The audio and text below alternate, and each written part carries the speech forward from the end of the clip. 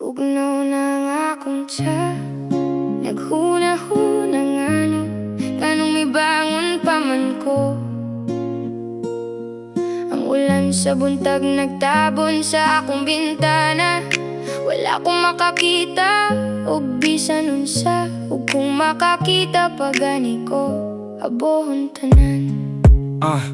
Ako si Martan, taga Paseo San Ramon. Kada adlaw kanimo ang akong hunahuna sa Barangay Pardo, Cebu City ang imong puy-anan. Bisan layo kanunay tikang gihandom, dili ko kalimtan ang imong pahiyom. Sa matagi gayon nga kita magkita, bisan mubura ang atong panag-istorya. Ikaw rang gusto sa akong kasing-kasing. Bugnaw ng akong tiyak, naghuna-huna ngano, nganong may bangon pa man ko.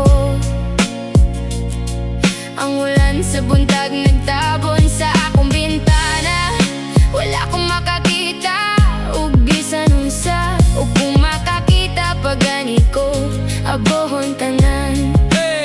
Pero ang imong litrato sa akong bumbong pahinumdom na ko nga dili man kini Dautan, dili man kini dautan.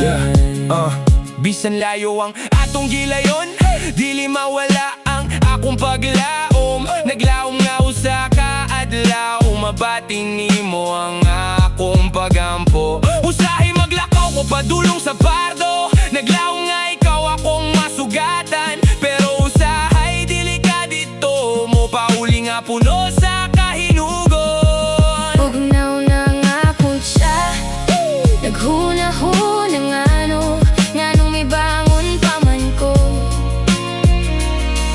Ang ulan sa buntag nagtabon sa akong bintana, wala akong makakita og bisan unsa, ug kung makakita pa gani ko, abohon tanan.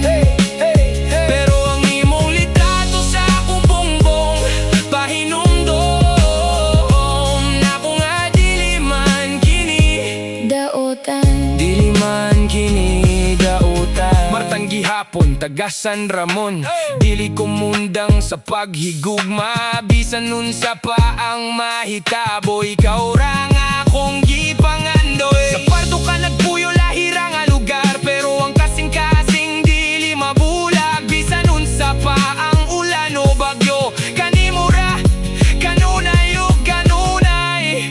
Kung mabasa nimo kini nga kanta, hinaot mahibawan nimo ang akong gibati. Ako si nagtrabaho og tagiya sa Bambi. Oil kanimo ra, taga Paseo San Ramon, nagulat kanimo. akong tiyak, naghuna-huna ngano, nganong may bangon pa man ko.